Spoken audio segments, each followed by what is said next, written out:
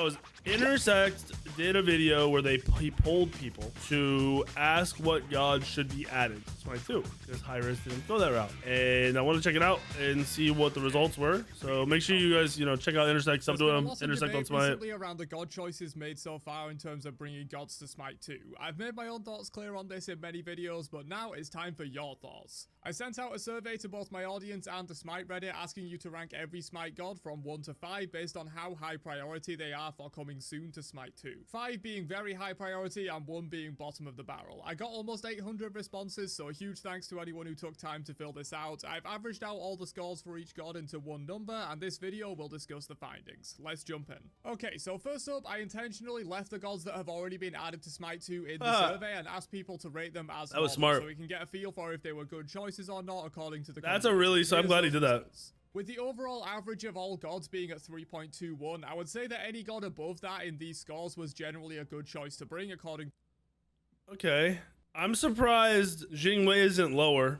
I'm genuinely surprised. So you can't see Loki. Loki's at a 3.1. Neither's at a 3.7. The highest on this list is Ymir. Ymir is the highest, and then Neith. Am I missing anything here? Oh no, sorry. Ymir, Ares, Neith, Bellona are the highest.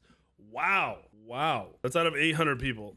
To the community. That leaves just Nuwa, the average is 3.21. Loki, and Susanoo as gods that were bad choices according to you guys. With a few others that came close like Hades, who is bang on the average, and Odin and Sol, who are pretty close to it. Of course, being better than average just means they should come in the top half of the roster, not necessarily this early. I thought somebody would be like crazy high. Data, we're looking at Ymir, Neith, and Ares as the top 3 picks. Which I guess 3.88 is really high. It is still really high. Let's take a look at the gods that you guys think should and shouldn't come soon. I think just having like a 0.1, 0.2 difference so is big. Kicking it off with the assassins, here's the top 5 most and least wanted assassins for Smite 2. Holy so immediately we can notice that Thor is by far the most wanted assassin. Thor is at a 4.19? How the fuck do we not have Thor yet, dude? Everyone is dumbfounded by this shit. Yeah, it's crazy. He's gonna be one of the highest, period. Point above the next out of all gods. Tosca, which when the survey is out of 5 is a massive gap. I'm glad to see it's not just my delusional Thor main brain rot that wants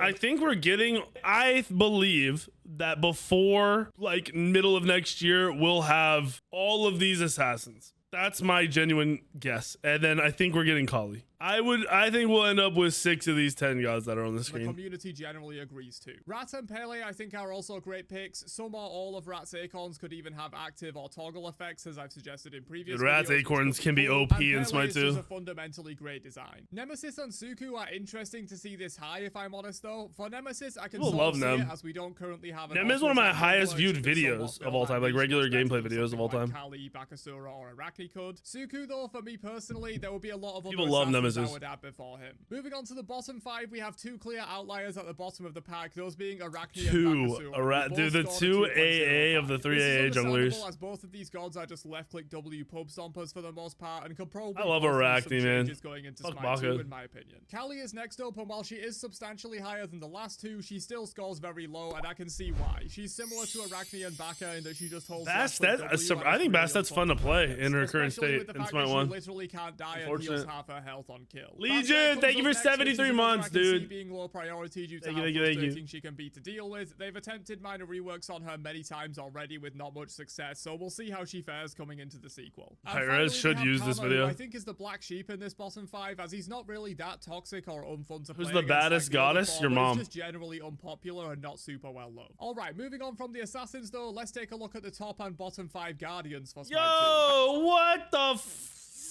fuck is wrong with you, potato ass pole fucking responders? And again, I do mostly agree with these. Audio, Kabrakan, and Yamoja being low is criminal. Kepri and or Geb definitely criminal. So we have some more defensive supports available. Cthulhu is just iconic and will push the new tech of UE5 in a really cool way. Sobek is a tried and true classic, and Ganesha is just a really well designed god. Sobek Geb don't surprise me. I mostly agree with these 2. Bake comes in dead last by a decent margin, should be not even ported. One of the last ones I personally would add. Kumba comes next, which may have some recency bias from his Smite Smite 1 escapades, but even without that, he's just a pretty toxic design. RTO is another toxic design, and I dread seeing her with access to Bluestone. Kabrakan, I think, could have some potential if they tweaked him a little bit, as he'd be a cool showcase of mixed scaling, and building Poly and Hydras in one build on him would be pretty funny, though I can see why he's fairly low down. And finally, we have Yamoja, which sort of has arguments both ways. She's extremely unpopular, but also extremely unique and important to pro play, so I can see why she's here for the general public, but I think she is. Thank you, Marshmallow. Welcome back. 4 months, baby. Said, she did still score above 3 in this list, which is Guardian average is a 3.31. In general, just plays very high. So Whale's even lower. Average, so even the lowest Guardian is still quite a high scorer. All right, next up we have the Hunters. So an overall fairly good list in my opinion. Medusa is one that I've called for adding soon, as she takes the top spot by a decent margin. Artemis is a little high at number 2 in my opinion, but I do. Artemis is a very popular Rama should probably take hunter. Artemis's spot as the second highest priority hunter, as I it's agree. a true classic that's fun as hell to play and high. Heimdall being on here and no Ull is surprising though. Added, but I gotta say, I agree. He's a really unique design. Heimdall sucked in Smite 1 though, like for the longest time, so maybe people think he'll be good in Smite 2. For the top 5 that I don't agree with at all. This is due to my personal hatred of this. People love Danza. I'm well aware he plays quite high due to the community. I think you have Ulin over Heimdall. As for the bottom 5, Marty comes in last by a decent margin, which is to be expected. No ability Even hunters, this guy is kind of rough. super unfun to play. All the hunters are mages, so like they're ability hunters, but they play like mages. I expected, but I am happy to see it, especially with the changes they recently made to her 3. She's even more annoying to play against, and given she's already janky as hell in Smite 1, I can't imagine the levels of jank she'd have in Smite 2 at the moment. Cherno, I agree with. This guy just destroys how Conquest is supposed to be. Yeah, because global OP. Soul destroying Agreed. pro play. Nut is just another recently released. Nut, they can make Nut actual fun in Smite 2. And finally, we have AMC, who I'm AMC. a little mixed on. No, the AMC not coming to play, but that's kind of outweighed by how toxic he is to play against. Not to mention he'd be able to build like Loki in Smite 2 with Bluestone, Crusher, Heartseeker, and Soul Reaver all in one build. No one wants to see that until the game is in a more balanced state. Agree. So generally, I agree with AMC. Yeah, I agree with that. All right, moving on to the largest class, we have the mages. So the top 5, I gotta say, I completely and wholeheartedly agree. Hey, okay, I don't know where the Baron comes from. I'm not feeling that. But the other 4, I'm so proud. I'm so proud. So fucking proud. These two are must ports. Janice is one of the higher skill mages, and Scylla is perfection. Poseidon is another classic that, while maybe needing some balance adjustments due to the strength and in scaling, probably should be in the game already. Giannis is one that I half expected to not make the top 5, as he does get a lot of hate in the community due to being pretty toxic to play against when piloted by a good player, but he's very popular and extremely unique, and I completely agree with him being here. Scylla is another one that's just a classic mage that completely dunks on the current mage offerings in Smite 2 in terms of just being straight up fun to play. And Baron is one of the best design gods in the entire game, straight up. It's pretty unique and can even fill more. I don't understand the Baron love. Where did this come from? 5, I mostly but don't completely agree here. The bottom 3 in Freya, Nox, and Yuhuang I do agree with. Freya is already unbalanceable. Add crit and strength scaling into the equation. Yeah, good luck with that. Break the game. She definitely needs a rework if she's going to be added anywhere but the last few. Nox is similar but less so game breaking and more so just annoying and cringe to play against. Yuhuang is different What are we watching? Yes, what up, Secret? This is Intersect's video where he polled 800 people on what gods should and shouldn't be ported to Smite 2. Like, the order, basically. For Hebo and Marman, I personally do like these two, especially Marman. So these ones on top should all be ported soon and like for early, and then the other ones shouldn't be ported early. They should be ported last. Top and bottom 10 and full tier list. Let's look at our last class for the video, the Warriors. This doesn't surprise me at all, and I heavily agree. For an easy, safe solo laner, Hercules is probably the single most iconic warrior in the game and a true classic. I agree. King Arthur is extremely unique and could use the new systems in really interesting ways. King Arthur is going to be one of the first warriors all day. He's one of the most popular warriors in the game.